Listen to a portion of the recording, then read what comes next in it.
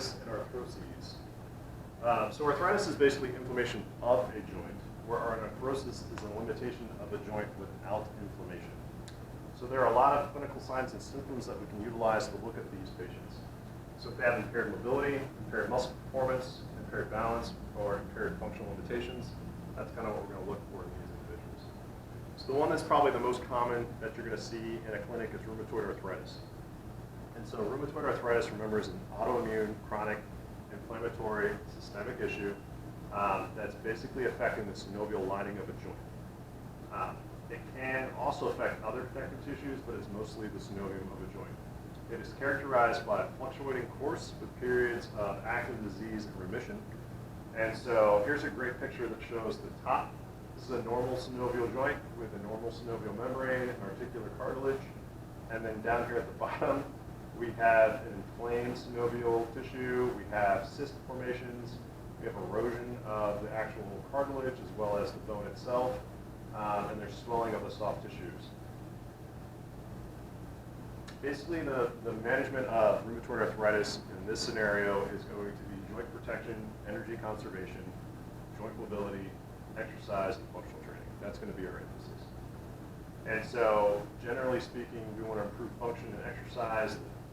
Those should be aimed at improving flexibility, muscle performance, and cardiopulmonary endurance. Non-impact or low-impact conditioning exercises are good for these patients. So, anything like these people don't need to be running. That's a high impact activity. It would be best to do an aquatic therapy program because that decreases compressive forces on the joints. Or if they want to be active, they need to do things like cycling or walking or using the elliptical. They don't need to be out there pounding the ground, so to speak. So we're going to work at those things, and then group activities are definitely good for this patient population in terms of when you discharge them to get them into the pool or do some kind of group activity to help maintain mobility and the stuff that you gain in the clinic. Osteoarthritis is the other arthritis that we want to talk about. So, and I would caution you to know the differences between rheumatoid arthritis and osteoarthritis. So osteoarthritis is basically a chronic degenerative disease that's primarily affecting the articular cartilage of a synovial joint. Rheumatoid arthritis, synovial lining, that you get different changes within the joint because the synovial is irritated.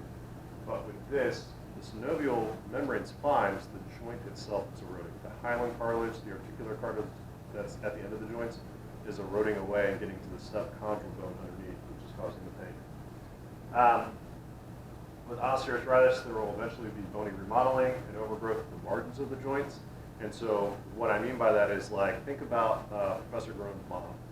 When she had bone-on-bone arthritis of her right knee before her total knee replacement, and I had you guys palpate that medial joint line for osteophytes. In the end stage of osteoarthritis, that's what you're going to see. Osteophyte formation, subchondral bone bruising. You're going to see some loss, or sorry, not some loss, but you're going to see loss of the articular cartilage, loss of range of motion, increased pain, things of that nature. So here's a good picture of what an osteoarthritis patient's joint would look like. Again, not really all that much going on with the synovial membrane, but there is cartilage destruction, specifically of the articular cartilage.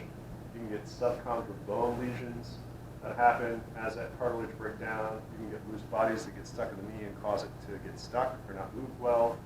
And then in the end stages, you're going to see osteophyte or bone spur formation around that joint because your body's trying to lay down extra bone as a result of the loss of cartilage.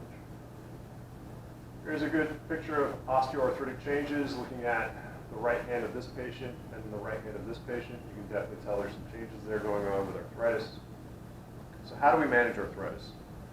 Really, patient instructions, talking about trying to continue to move and continue to be active, because what we found is that with arthritic patients, specifically osteoarthritis patients, the less they move, the worse their symptoms are. So remember, when you have osteoarthritis, it's a loss of synovial fluid in the joint too that's causing less lubrication of the joint, less nutrition of the joint. And so as you lose that, you want to move and keep moving to bathe what little fluid you have in that joint around the joint. You also want to make sure that we're working on pain management very early in the early stages and in the late stages of osteoarthritis. We might be giving these people assistive devices like canes, crutches, walkers. They might have offloading braces that they're using to help manage their symptoms. We want to work on resistant exercises in a pain-free range. And so if a patient has crepitus in their knee and they have pain in their knee and you're going through a range of motion and it's painful, don't tell them to push through it. Try to change that activity so that they can still gain strength in a range that's functional but not irritating to their tissue. We can use stretching and joint mobilization. So generally these people lose joint space as the arthritis kind of sets in and they lose that articular cartilage. Distraction is very helpful in this case. You definitely want to make sure that you open the joint up. You don't want to keep the joint closed or approximated, because as you rub, you're rubbing the arthritis against itself, and that can be irritating to the patient. With stretches, you also want to add a little joint distraction as you stretch the joint so that you don't push bone on bone. With stretching, you want to stay away from locking out the joint. So like, for example, if you're trying to stretch somebody's hamstrings, right? You don't want to lock out the joint and push the two condyles together, the tibia and the femur together, because it's going to cause pain. You want to have a slight bend in the knee and then flex the hip until they full stretch their hamstrings. Balance activities, remember, joints have proprioceptors in them, and as a result of the arthritis, they're going to lose some of that proprioceptive ability, and so we want to work on balance activities to help them maintain their balance. And then aerobic conditioning. Again, with these patients, keeping them moving is the key. A lot of them want to be sedentary because they think it hurts, or because their knee hurts, or their joints hurt. But the best thing for them to do is to stay moving. And so you want to find aerobic activities that are non-stressful. So that goes back to like using aquatic therapy, biking, elliptical, things of that nature. Now this brings me to my favorite rheumatic disease, fibromyalgia. And so fibromyalgia is a chronic condition that's characterized by widespread pain that covers half the body, either the right half, left half, upper or lower half, and has lasted more than 3 months. It's a problem in which the patient has fatigue and diminished exercise tolerance. In order to be diagnosed, according to the American College of Rheumatology, you have to have 11 of 18 tendon points at specific areas throughout the body. Generally speaking, the typical first episode occurs anywhere into early or middle adulthood. 30% of all cases are following a traumatic event. Pain patterns are reported are the low back and the cervical area, and they have an increased incidence of headaches, irritable bowel syndrome, anxiety, or TMJ. And so these patients are very interesting because they really do fit that nice model of central sensitization in which their brain has undergone changes, and they perceive their injury as being more than sometimes what it really is. These people are difficult to manage because some of them have identified with fibromyalgia as that's their identity. Like, I am a fibromyalgia patient, I have these symptoms, this is who I am. Others are strongly motivated to get out of it. And so this is a difficult patient population to work with. My suggestion and feedback for you as budding clinicians is that it's really about your verbiage to the patient and showing them what they can do, not what they can't do. So if you go back to the motor control lecture in which we were talking about giving feedback and talking about giving patients appropriate feedback at the right time, making sure that you change the verbiage that you use with patients, not to this is what you can't do, but look how much you can do, and pushing that narrative, that's very helpful for this patient population. You're going to find a lot of clinicians out there who choose not to work with fibromyalgia patients because they feel like they're a difficult patient population to work with, and they are. And so you have to pick and choose your battles with these patients. But according to the research, because people like to use modalities, they like to use massage, they like to do a lot of like hands-on stuff with these people, and that's not really what the research says. Basically what it says is they have decreased aerobic activity, decreased exercise tolerance, decreased flexibility. And so what's recommended here is that you just do exercises with these patients, nothing else. just exercises. They need a graded exercise program. And so what that means for you and I is that we start off very basic and very easy, and we progress up as tolerance allows. But generally speaking, these people need a multimodal approach to their care. They need pain management, they need a psychologist, they need us, they need a nutritionist, they need a multifaceted team to help them get better. Myofascial pain syndrome and fibromyalgia sometimes get linked together, but myofascial pain syndrome is basically a chronic regional pain syndrome in which people have myofascial trigger points with specific referral patterns. Those patterns exist and are described as dull, achy, and deep. The hallmark classification, remember, for a trigger point is a hyper-irritable area in a tight band of muscle. And so these people have this tightness all over, and as a result of that, they get referral of pain. We don't really understand what causes a trigger point or why these people have a chronic condition as a result of it, but in general, we think it's a chronic overload of the muscle that is caused by repetitive activity. So if somebody's doing a repetitive task all day long, that muscle is going to have trauma to it. That trauma is going to be causing a trigger point. That trigger point is then therefore going to refer pain to this patient. It's also that the muscle is in a shortened position all the time, and so anytime you get a shortened position of a muscle and then you go to try to move in the opposite direction, obviously it's going to cause pain. Sometimes a trigger point can be caused by an active overload of a muscle, specifically if you do heavy lifting and you're not set up correctly, or if somebody had a motor vehicle accident, that can cause a trigger point. Poorly conditioned muscles compared to others. Postural stresses, basically you're sitting in a poor position or bad posture, and poor body mechanics. Ways that we alleviate or treat trigger points: eliminated the trigger point through ischemic releases, soft tissue mobilizations, instrument-assisted soft tissue mobilizations, dry needling, E-stem, correcting or modifying the thing that caused it in the first place. So poor lifting technique, fixing that. It's postural dysfunctions, fixing that. It's muscle weakness, fixing that. Strengthening specific muscle groups. Contract, relax, passive stretches and folds. Trigger point releases, spray and stretch, which is that fluoromethane spray that we talked about, but we didn't really demonstrate in class. Or like I said, the new thing is dry needling, or in really susceptible cases, lidocaine or Botox injections. The next thing we want to talk about is switching from trigger points. We want to talk about bone injuries, and specifically osteopenia and osteoporosis.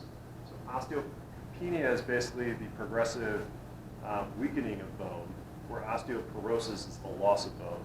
And the loss in osteoporosis is of the trabecular component, or the spongy bone component of bone. And so it's a disease of the bone leading to decrease in mineral content, weakening of the bone.